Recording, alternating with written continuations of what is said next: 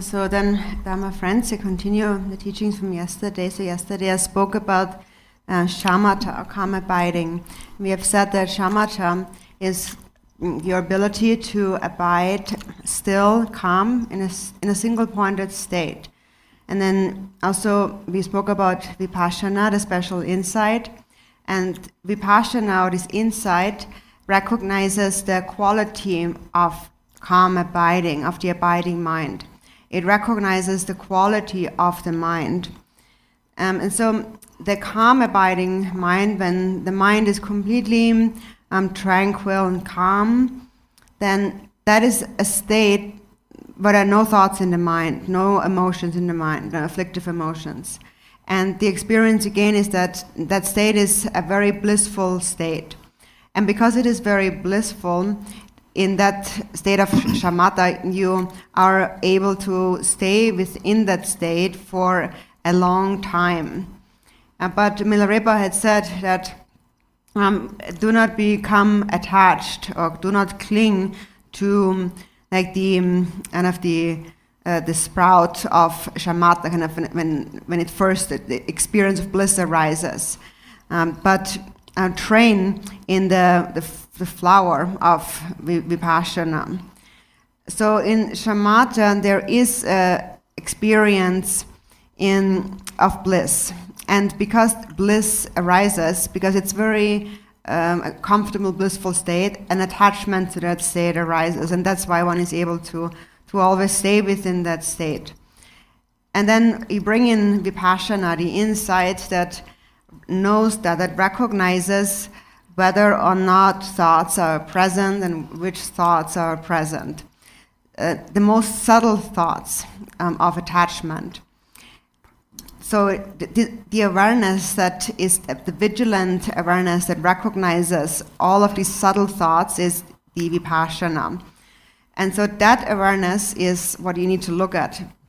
You need to look at the essence, the nature of this awareness. You analyze this awareness.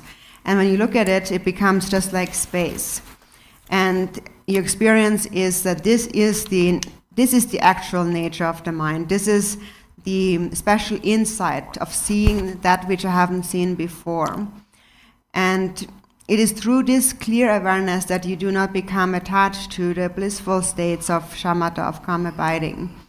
It is because it is very blissful that you want to stay in this state for a long time, and you don't want to come out of it at all.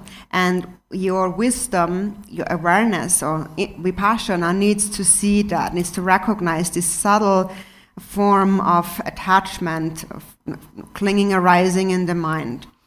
And a sign of your being attached to the blissful state of Shamata is that you can always stay within that state. You always want to stay in that state. You don't want to move at all. You don't want to go around or move at all. You just want to stay there. And of course, it doesn't mean that you're not diligent just because you don't want to move around. Of course, you couldn't be within that state if you wouldn't have diligence. But still, there is this attachment that needs to be recognized, and so that is a fault. Actually, in the past, the Guru Jime Dorje has said, so when you're speaking of Shamata, and when you point out these faults that could arise of Shamata, don't talk about that. Don't tell other people about that, because then nobody wants to meditate. And so, anyways, it's hard for people. They can't develop such a state of stability, of calmness. And so, of course, no meditation will be without fault. But then, if you tell them that, then they might feel discouraged and then not practice at all. And then, in the end, they will just maybe just stay there in this state. And either they don't want to meditate, or they can't even get up anymore. And so now it is different than a mundane way of staying. It's a different kind of staying. So he's not saying that there's a fault in the abiding quality, but then if one just focuses only on abiding, and one only, for example, teaches on abiding, then the quality of clarity is not achieved, and then they end up not really being able to meditate. And so basically what he's saying is that it needs to be combined with Vipassana. So what he's saying is that you should not just teach Shamata, only that, and then later on you come to Vipassana, because then in the end they won't know how to meditate and will just stay within that state and can't really get out of it anymore. So it is okay for the mind to be relaxed and to calm down, but then also, even though you need to have this abiding quality, you also need to see what arises in the mind with clear awareness, which is the Vipassana. So in this way, actually Vipassana and Shamata are practiced together. They need to be practiced together, not separately, not like necessarily one after the other.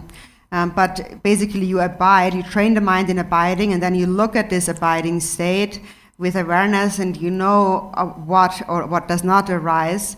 And in this way, Vipassana actually is practiced together with Shamata. So it actually is like one state, one so-called view. So basically Vipassana is nothing but the clear awareness that recognizes whether or not thoughts are present in the mind. And also it is the one that gains the experience that when the mind is free of thought, it is a very blissful state. So it is this clear awareness that needs to be sustained. And then at the same time, you develop an abiding quality. But then the awareness is aware of the abiding. So the clear awareness is aware of the fact that the mind is, that you are abiding. And then that clear awareness is something you need to look into. Thigten Somgen said in the co-emergent Mahamudra that it is like a crystal clear ocean, and what is it? Yeah, a crystal clear ocean, and so the state of Shamata that is like adorned, adorned with flowers. So the Shamata is like this state of a calm ocean, a single-pointed state. And then the waves, when waves appear in the ocean, the waves are nothing but the reflection and expression of the ocean. And with clear awareness, you recognize this. So basically, you develop a calm, abiding mind, but you still treat the clarity, the insight as more important. So the observance of what arises. And so this Vipassana is the clear awareness. And with this clear awareness, you recognize even the most subtle attachment that arises to the blissful state of Shamata. And actually, once you have recognized it, by simply recognizing it, there's no need to actually do anything to it, by like thinking there's no need to like abandon it or a deliberate meditation and so on. But by simply recognizing it very clearly, the subtle thought, the feeling will actually naturally go away on its own. So that's the quality of wisdom, awareness, or especially insight. So for example, it is like the mind is like an ocean, a vast ocean that is deep and that is vast. And within an ocean, for example, you have many different animals, coarse animals and subtle animals and so on. But then from the side of the ocean itself, it makes no difference what animal there is, if they are large or small. All of the animals are only the temporary appearances, appearing due to temporary karma. But the ocean knows that all of these life forms all possess Buddha nature. So that is the ultimate view. And so the ocean sees that all beings have that same mind. And so then you look at that mind. Mind looks at itself. When you look at your mind, the experience becomes like a vast ocean or like space. And there is a clear knowing awareness that recognizes, experiences this ocean-like or space-like state. You kind of realize you have an experience of my mind is how vast my mind is. and open. And so it is like space, mind is like space, and it is without any shape or without any color or any form. It is not an object of investigation. And also, we mentioned yesterday, a characteristic of the mind is that it is a very profound or subtle, and also very clear. So the Buddha explained the mind in this way. And also, all phenomena of samsara and nirvana are included within the mind. There is nothing that doesn't come from this mind. In the 37 Bodhisattva practices, it says, the way things appear is your own mind. So here you resolve that all appearances are actually your own mind, all arise from the mind. And no matter how vast samsara may be, it all arises from the mind.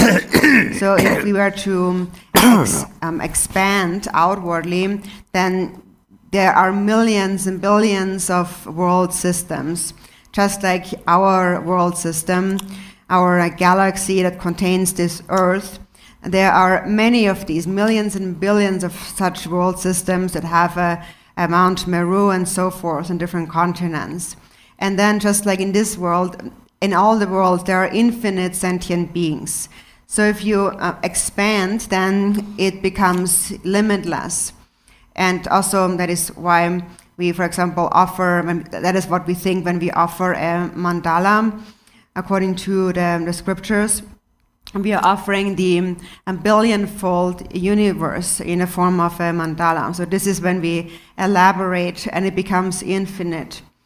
But then since it is infinite, who really can decide, who can really see all of it, all of its extent? Nobody can really actually see all of its extent, like in terms of how much there actually is. But then in the end, all of it, even though it is so limitless, it all comes down to one single essence, and that is the mind itself. And every being has that same mind, the same essence. Whoever has a mind has that mind. So it all comes down to this one essence, this one thing, which is the mind. And that is the mind that you need to look at. So the mind is one and the same, but the difference lies in having or not having realized, having or not having seen the nature of the mind. So those who do not see the nature of the mind, they will perceive as self. And as a result, temporarily, their mind is like an ice block wandering in samsara. And when you see the nature of the mind, then the mind becomes like a vast ocean. And so that is the state of Mahamudra. Wherein all phenomena of samsara and nirvana are complete. Everything arises from this mind. And this mind, the natural state of this mind is empty, or emptiness.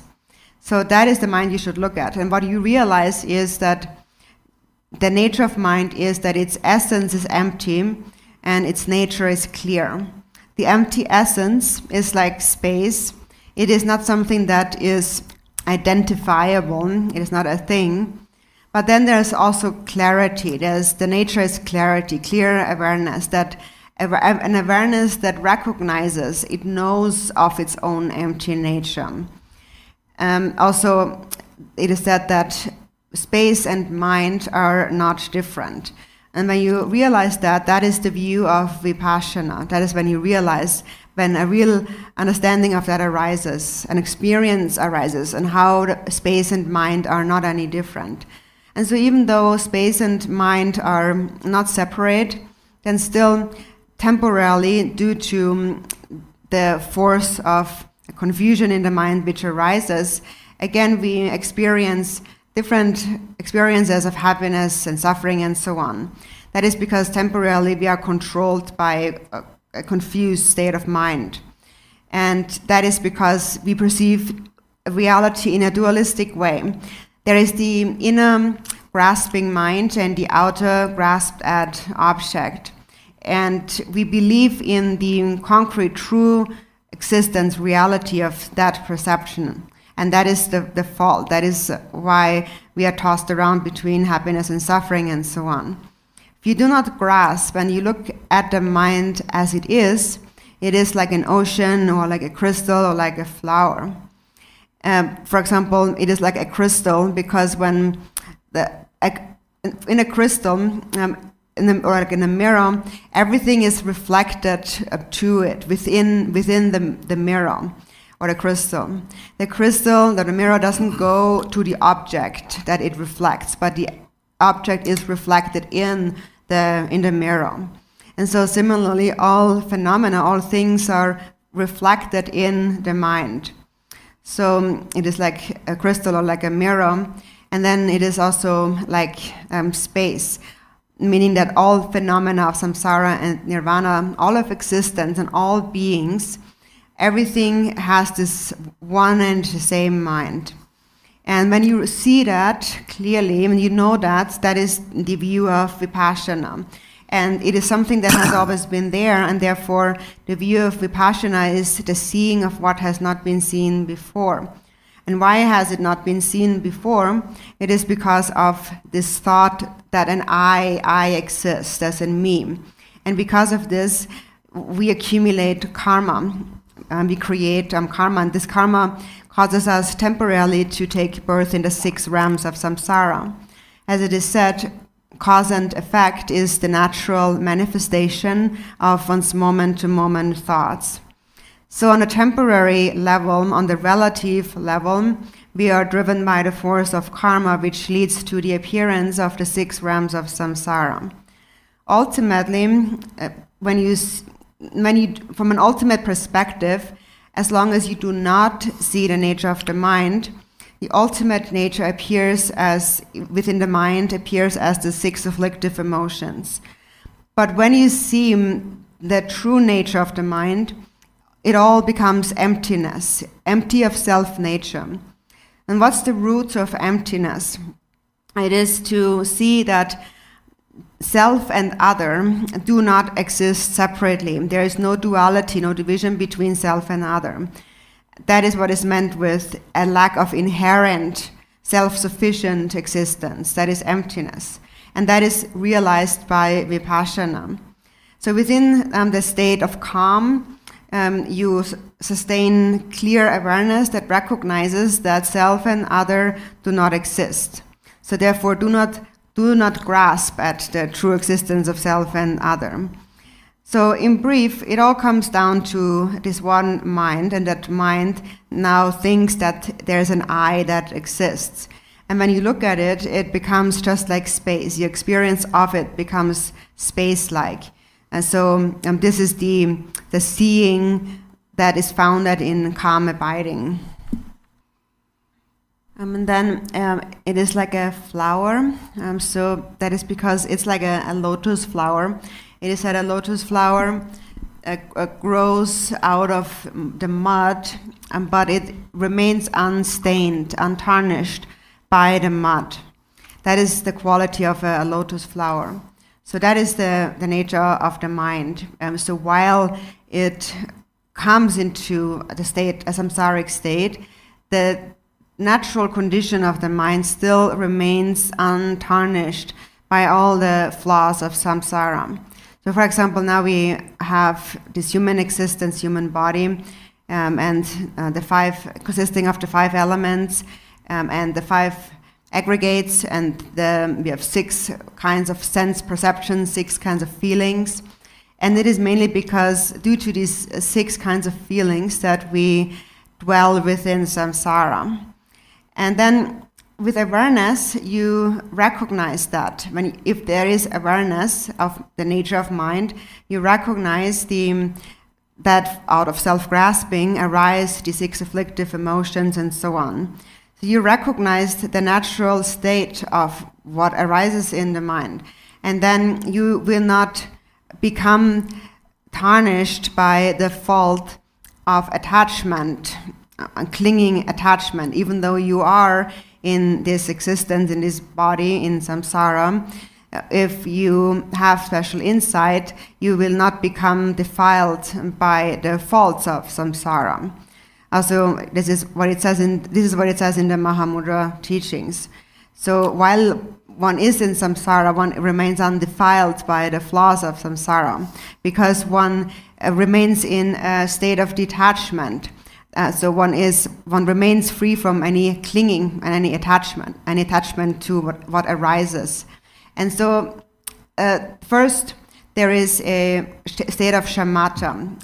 There is a calm, abiding ability of stability, and then a clear awareness will recognize the subtle formation of attachment to this abiding state, and seeing it right away, one will not become attached to it. So this subtle grasping will not lead to clinging attachment, and that's why the mind remains free of attachment.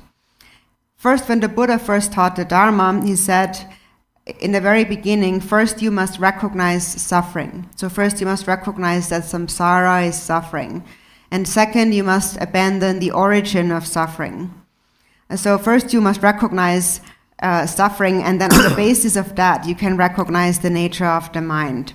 And then once you have recognized the suffering nature of samsara, so you recognize the true nature of samsara, and then you know gradually that self and other do not inherently exist. So in this way, you gradually realize the nature of the mind. So it comes in steps. So not clinging and attachment are very coarse thought forms already. And more subtle is the state of grasping. So it begins with grasping, and then it develops into clinging and attachment. So insight, Vipassana recognizes the subtle grasping, the formation of attachment as it arises. And it is said, in the Sakya actually, it is said that when there is grasping, you do not have the actual view. So when you fix it, there is no actual view.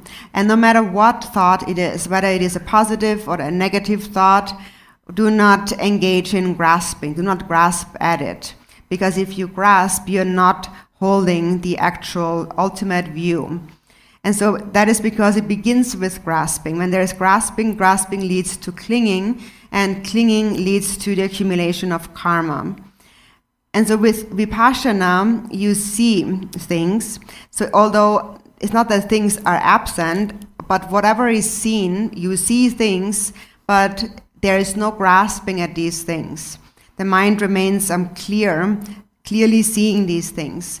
So whatever it is that appears, whatever one sees, whether it is pleasant or unpleasant, it's happiness or sadness, suffering, and so on, whatever one perceives, whatever is seen, one sees it as the magical play of the mind itself, and does not really cling to the true existence of what appears, and knows that it arises all from within the mind. And if the mind remains clear, then there is simply no grasping at whatever arises.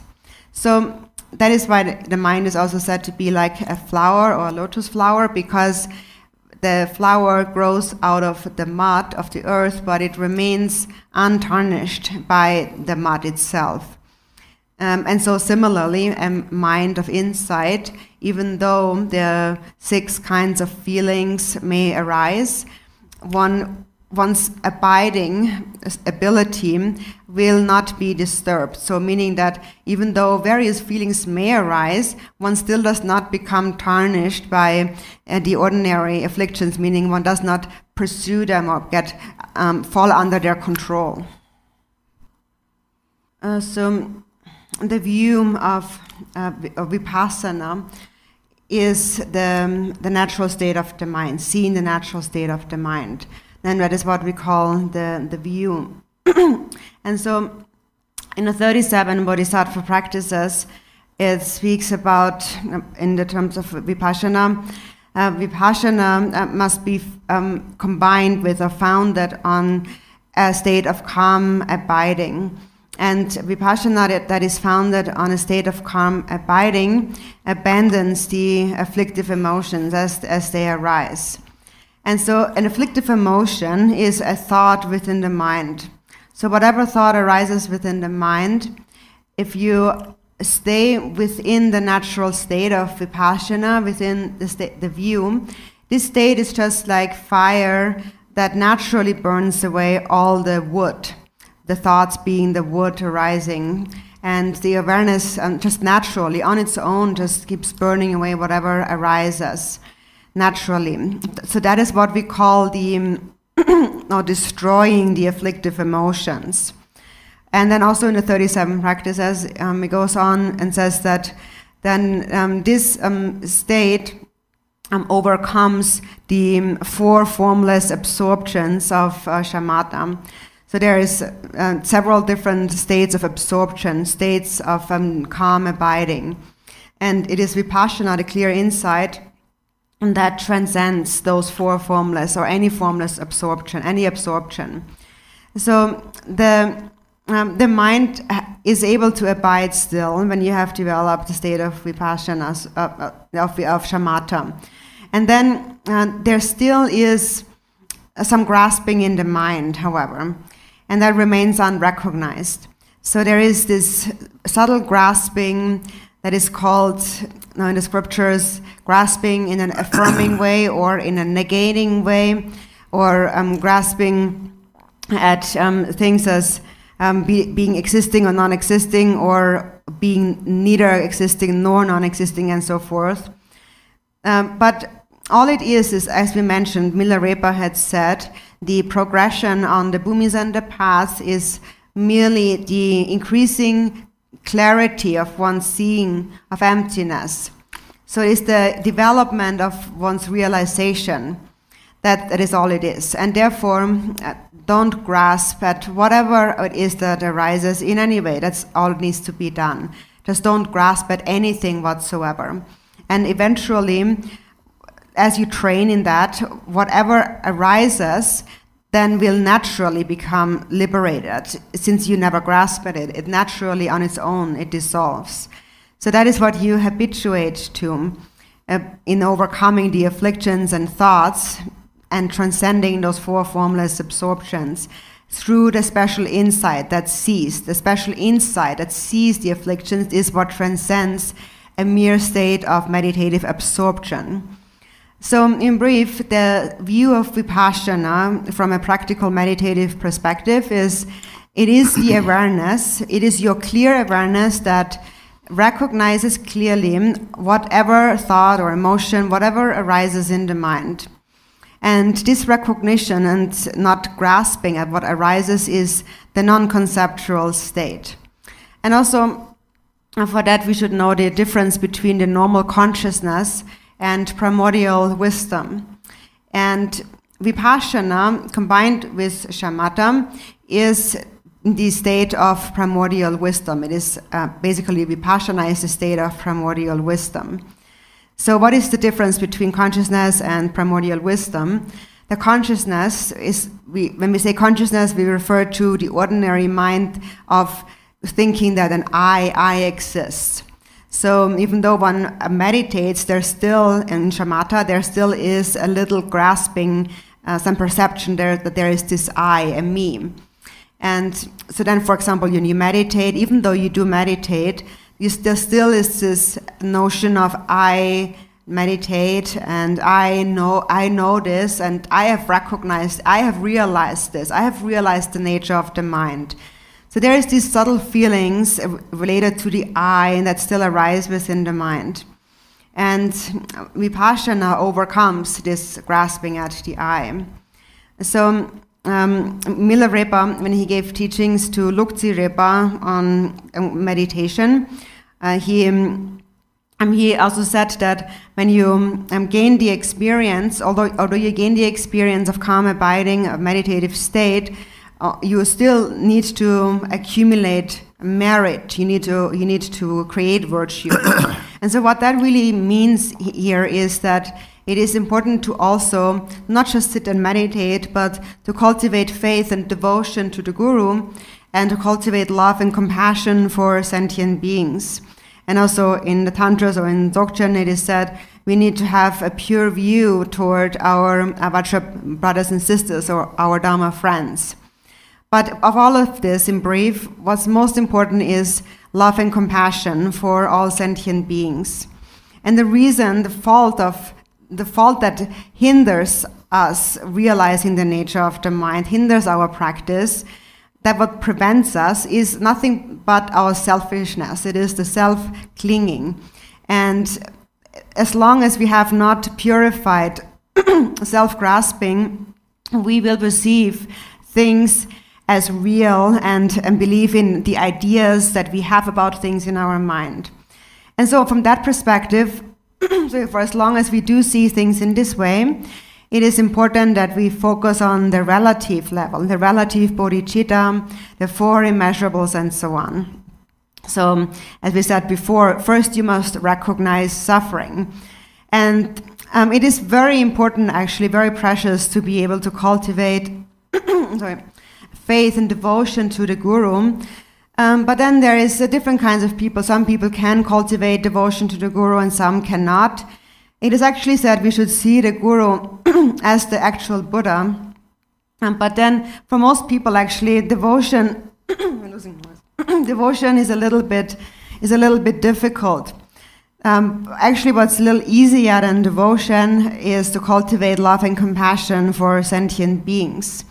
If you cultivate love and compassion for sentient beings over and over again, then it's only through that the grasping to the me, the I, and a true existence of appearances and so on will actually naturally become purified. And of course, also through devotion to the Guru and a pure perception, a pure view towards your Dharma friends. Especially in the Vajrayana, that's important. In the Vajrayana, it is said that we should see everything that appears and exists as the deity. When you see everything that appears and exists as the deity, you have perfected the generation stage of the secret mantra.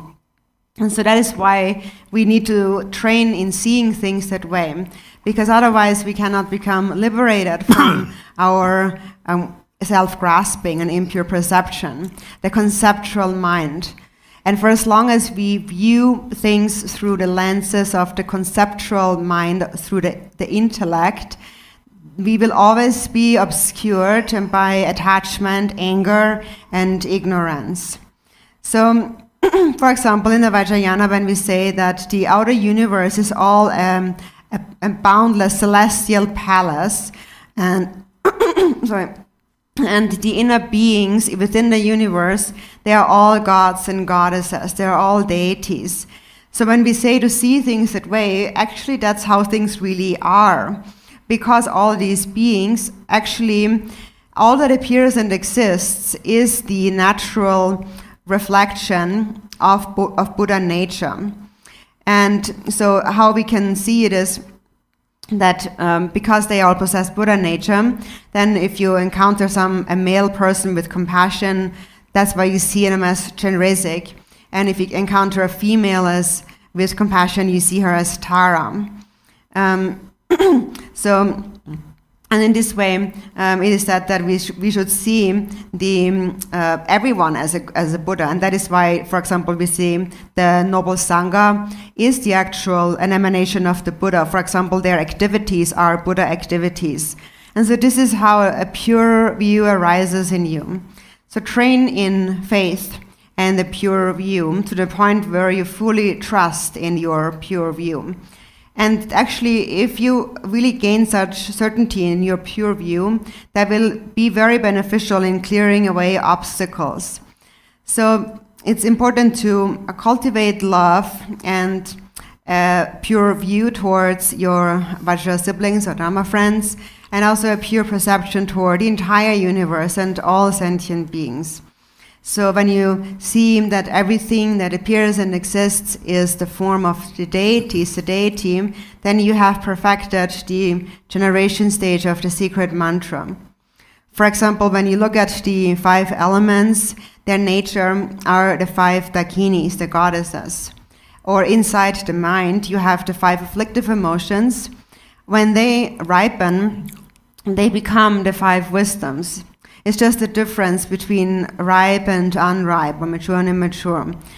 The difference is, the that's what the difference of having and not having Vipassana and Shamata and Vipassana. Yeah. So, for example, if one possesses this union of Shamata and Vipassana, somebody who gets very angry, for example, actually the nature of that anger possesses all perfect qualities in its essence, essentially. And so how is that? It is because when you are angry, really angry, then the mind is actually very clear in that moment.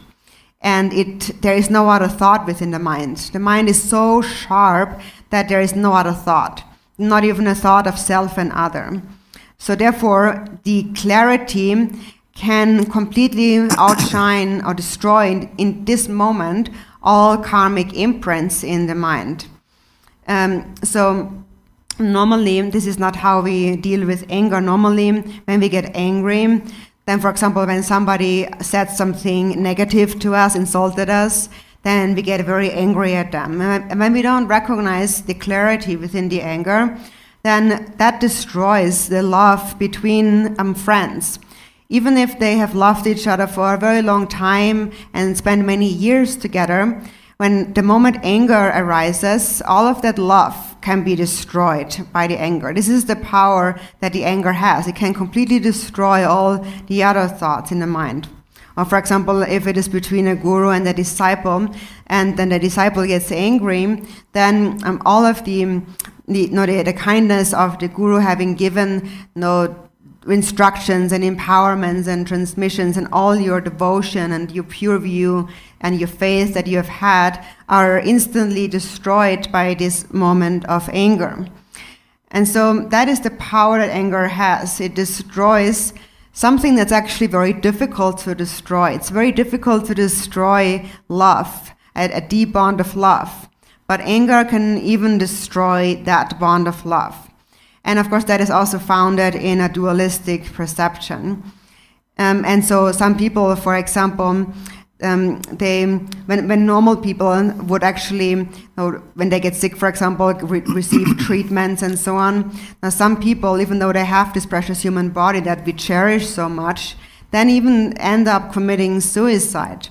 So what people do is they transform something that is medicinal into poison. So we need to turn it around and turn the poison into medicine by overcoming or transforming the afflictive emotions. And so what does it mean to destroy the afflictive emotions?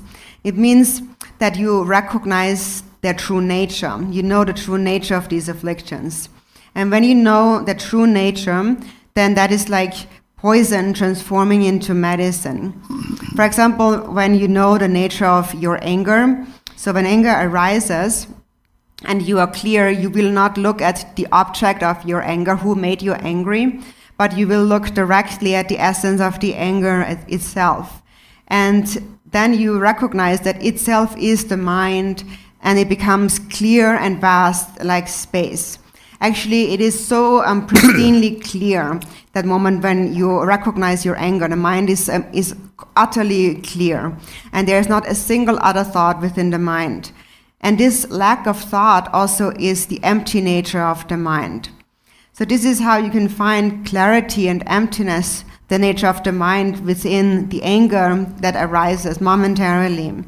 And so within that, you realize primordial wisdom. You come to the actual nature of the mind. You realize that actually this affliction is primordial awareness. Itself is that.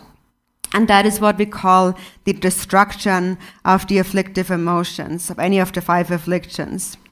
So in brief, when you recognize clearly, it is just like having fire in a stove, and that fire can burn away any amount of wood logs that you put in there. So if there is a fire of awareness, then any thought or emotion that arises will naturally be burned, consumed by it. So that is why Milarepa had said, one's meditation must be imbued with an experience. It has to be an actual experience, and that's very important. And this is how we actually cultivate an authentic state of shamatha. So now when thoughts and and afflictive emotions arise, as it is said in the 37 Bodhisattva practices, you see them as the moment they arise. And with clear awareness, they transform into the 5 kinds of wisdom. And so regarding that, there are many different explanations, many teachings, but this is just a brief outline. I'm just taking one affliction as an example, but it's the same with all the other afflictions.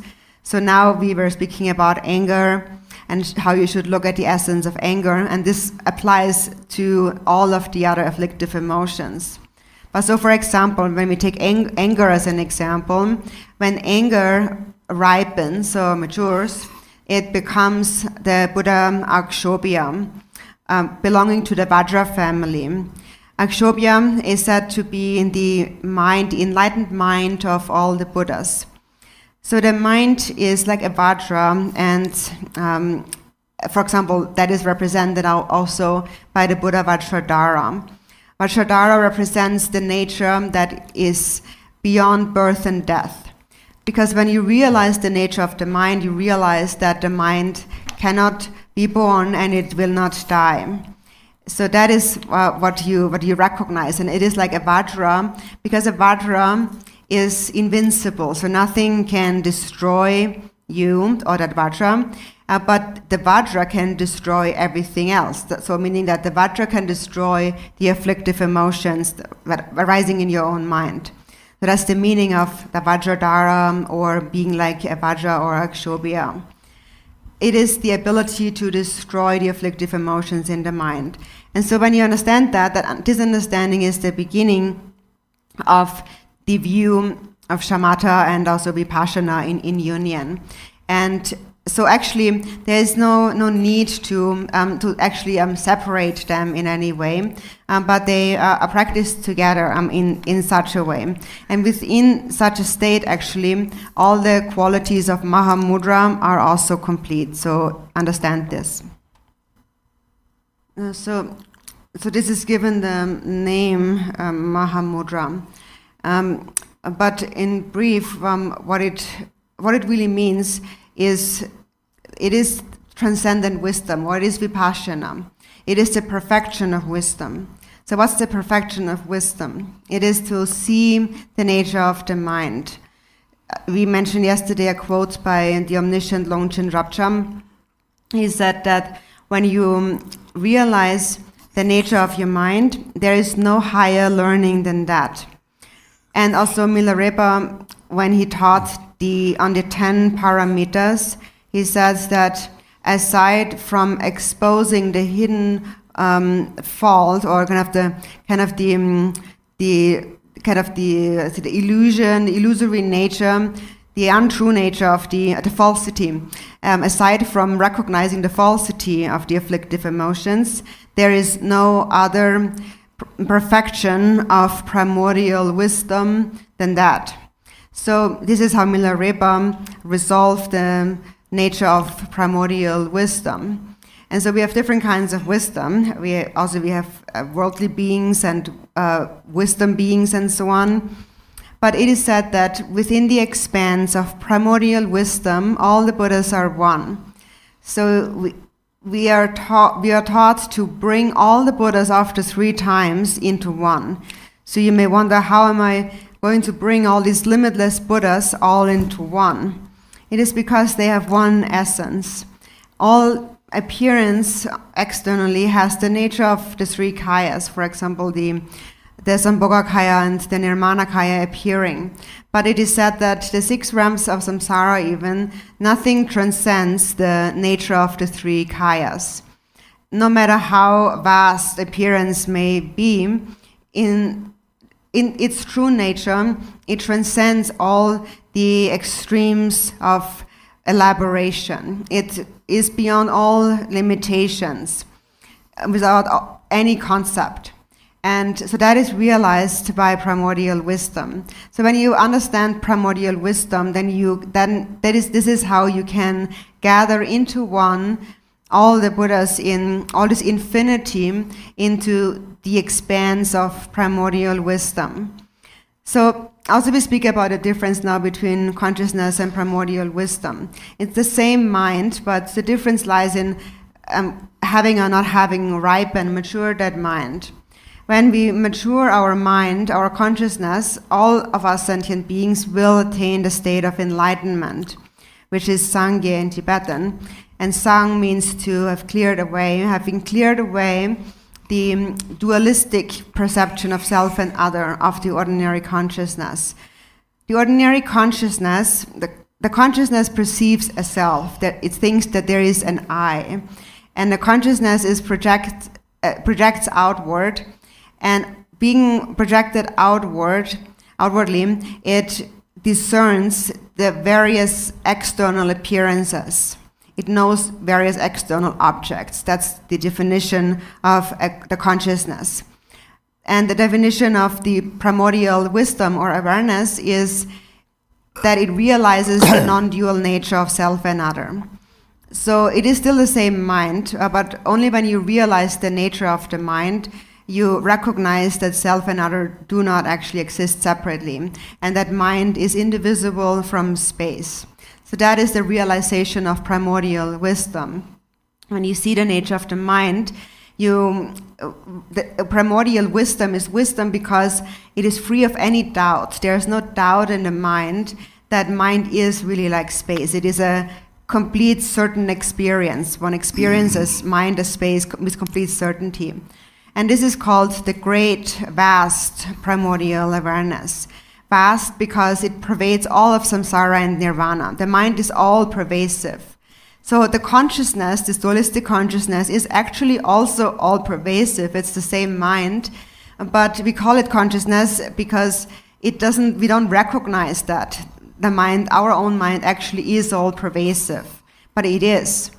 And so a big tree, for example, if you think of a big tree that has a root and a trunk, the tree trunk knows that the branches and the leaves and so on are all part of the tree. It doesn't feel it's separate from them. For example, the lower parts of the tree, the root, are the lower realms of the 6 realms of samsara, and the upper parts of the tree are the higher realms, the 3 higher realms, and the pure lands and so on, and the leaves and the fruit and so on. But it's all one and the same tree. There's just different parts to the tree depending on whether one has cultivated self-grasping or altruism, but it's still one and the same tree. And so the branches and the leaves don't recognize that, and some of the branches, they wither, and some break off, and some are destroyed, somehow are broken. And the branches of the trees suffer because they don't recognize their true nature of being the tree. So consciousness suffers. Consciousness experiences suffering. And so primordial wisdom transcends suffering because it recognizes non-duality. It is the same mind, the essence, the very nature. When you look at the true subtle nature of the consciousness, the nature of consciousness is actually primordial awareness. When you see its subtle nature, you see primordial awareness. And so that's the meaning of Mahamudra, this term Mahamudra actually. So this term, this Maha, or is the greatness, a great seal, it means great seal. The greatness is, it means this vast expanse of emptiness. And so what does this emptiness mean? It does not mean anything nihilistic. It doesn't mean that there's a denial of anything. So there is something, there is an awareness. So it's not just a mere nothingness. Even though it is empty, it is also clear. It is clear awareness, empty and clear awareness. It recognizes the nature of samsara and nirvana, that all phenomena. So how we understand how this consciousness finally recognizes emptiness is by seeing that all appearances, all compounded phenomena actually are basically we can't find the smallest particle. So basically there's emptiness. You can't find the smallest particle, the indivisible particle of any phenomenon. So all compounded phenomena are, these compounded phenomena, because they are compounded, are impermanent, and for this reason they are empty, and this is how we can understand emptiness. So this is how clear awareness ascertains primordial wisdom. So the one who ascertains, the one who recognizes it, is clear awareness or primordial awareness. Actually, they are the same. And regarding its recognition, it is said that do not inquire into the root of phenomena, but inquire into the root of the mind. And the root of the mind is that it is indivisible from space, and it is free from all mental, conceptual elaborations. And this space-like, unelaborated state is what we call primordial wisdom. Or we call that consciousness transferring or transforming into primordial wisdom. So that is what is meant with emptiness, this Maha state of the Mahamudra, the greatness, the great space, the clear awareness that is a vast expanse. And that is what we call the view of Vipassana. And so when we say it is there is something, it's not really there, it doesn't exist because you cannot grasp it. It's not material, it's like space. No one can grasp it. Not even the Buddhas have seen it. It is not an existing thing. And likewise, however, you cannot say it doesn't exist because it is the basis of samsara and nirvana. So it is space-like, and its nature is spontaneous existence, a spontaneous accomplishment. In Dzogchen, there are these two terms, gadag and hlundrup, and gadag refers to the primordial purity, which is the pure, clear nature of the mind, and then hlundrup is the spontaneous presence, so that even though things are primordially empty, due to the natural clarity of awareness, there is a spontaneous presence, and all the phenomena of samsara and nirvana spontaneously manifest by the nature of things. So by the nature of things, meaning when there is self-grasping, that naturally creates samsara, and when there is altruism or precious bodhicitta, that naturally creates the countless pure lands and the pure forms of Buddhas and so on. So the natural creation is the spontaneous presence, meaning that no one has created it. So that is the quality of the seal of Mahamudra, or the great seal, the mudra part. And so what is this? To summarize it, what is this state of Vipassana? It is the clear and empty space-like nature of the mind. Emila Repa also explained this state as the state of calm abiding is a very blissful state. And then within this blissfulness, this blissful state, you find emptiness. And within that you find a clarity. So emptiness means that you realize that self and other do not exist inherently. You realize that there is only an appearance of duality because there are different bodies. But the mind is one and the same. And when the mind is pure, then the countless Pure Lands and Nirmanakayas and Sambhogakayas manifest. But however many manifest in however many different ways, they all are a creation of mind itself and nothing else, not separately existing from the mind. They are the natural expression of primordial awareness. Just like the six realms of samsara are the natural expression of the afflictive emotions or of the ordinary, the dualistic consciousness. And then the natural expression of bodhicitta or primordial wisdom are the three higher realms and the pure lands and so forth.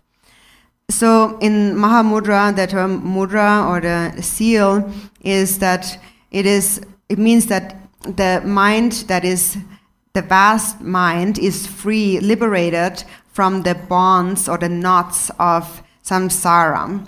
there is no more duality between samsara and nirvana. And one realizes that the one who wanders in samsara and samsara itself are actually inseparable. One realizes, as it is said in the 37 practices, that appearances are one's own mind.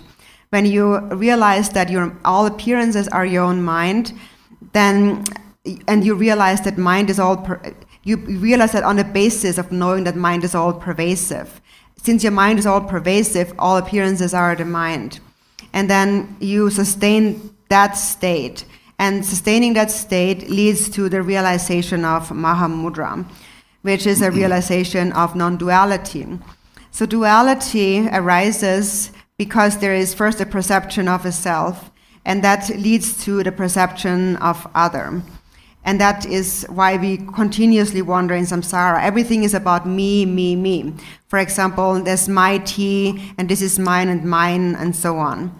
Day and night, this thought of me, me, really is accumulated in our mind like snowflakes falling down. It becomes stronger and thicker in our mind.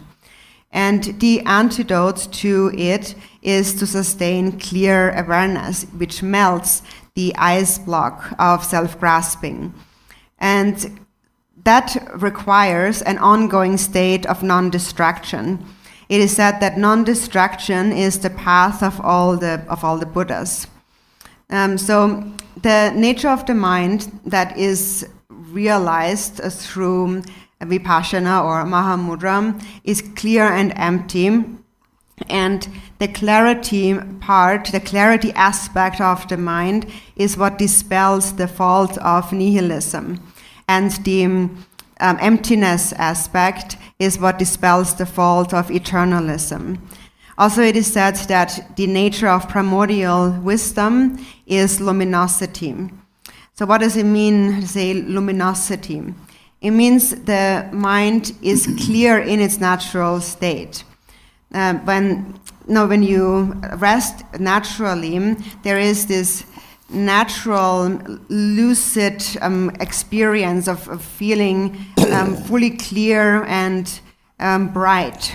When the mind is free of all the thoughts, the mind is naturally clear and luminous. Also, when Milarepa gave teachings to Bardabom, he taught her on shining the light of mindfulness that illuminates the darkness, and he explained to her the nature of luminosity in this way, that when you realize that self and other do not exist, you realize luminosity. And so that means that later, when you see that even though you see things, self and other, you know that they do not really exist. Then also later in the bardo, even though things appear, you recognize all appearances. While they appear, they actually are illusory by nature. And when you know that things do not really exist, then they will dissolve as they arise. And so therefore, no real frightening, deluded bardo experiences will manifest, because you have developed what is called an illusion-like samadhi. And that dispels all fearful and confused perceptions. So that is the nature, the meaning of Mahamudra, or the Great Seal, which is the Great Seal of empty expanse, and the clarity, the luminosity that knows the illusory nature of all appearances. And therefore, even if things appear in a negative way, there is no resentment against them. And when things appear in a positive way, there is no attachment. And being without attachment and aversion against appearances, the mind abides within a state of great equanimity. So now this is how we transform the ordinary consciousness to primordial wisdom. Now, as long as we have not recognized that, and our focus is mainly on the appearances of this life, the ordinary dualistic consciousness sees everything in a polarized way. There is self and other, there is happiness and suffering, everything is this or that, this side or that side. always everything comes in two. And it is because of dividing things in this way that we continue to encounter difficulties. Actually, that consciousness that perceives things in this dualistic way, that consciousness itself is not a separate thing from primordial wisdom. It is primordial wisdom, but we call it consciousness for as long as we have not recognized that. And whenever you recognize its nature, it becomes Mahamudra or primordial awareness, which actually are one and the same. And this state of Mahamudra or primordial awareness is the basis of all of samsara and nirvana. So samsara and nirvana is one and the same thing. It is just not realizing it is what we call samsara, and realizing it is what we call nirvana. And that's the only difference. And so also Milarepa explained how a skillful path, he introduced a skillful path on how to come to realize one's intrinsic awareness. And so he said that first, you experience bliss. And within the experience of bliss, you find emptiness. And within the experience of emptiness, you find clarity. And within the experience of clarity, you find intrinsic awareness. So how does that happen? So first you experience the bliss of calm, and then you look at the essence of bliss. And then nothing is found. The essence of bliss is empty. This is how you find emptiness in bliss. And then, as you find emptiness in bliss, there is clarity in the finding. So therefore, in emptiness, you find clarity. You know it's empty. And then, within clarity, that's where you find intrinsic awareness. Because the clarity then is the intrinsic awareness, finally. That's what you finally realize. And so this is also how Dzogchen resolves the natural state. He calls it Rigpa, or this intrinsic awareness. And the essence of this intrinsic awareness is the same as what we call the primordial, non-dual primordial wisdom. So we give it many different names, but actually it all has the same nature. This Rigpa, or intrinsic awareness, or primordial wisdom are one and the same, of one and the same essence. So this is how we resolve or can understand the view or the natural state. And the Lord Mapa said to Milarepa, and then he said, I do not see phenomena, but I see the nature of phenomena. I do not see consciousness, I see primordial wisdom. I do not see sentient beings, I see Buddhas. When you see the view of reality itself, the nature of all phenomena, then you have understood the natural state, the nature of things. And that is what we call the state of Buddha. That is when you see the Buddha. So, Dharma friends, many Dashidele to you, and see you tomorrow.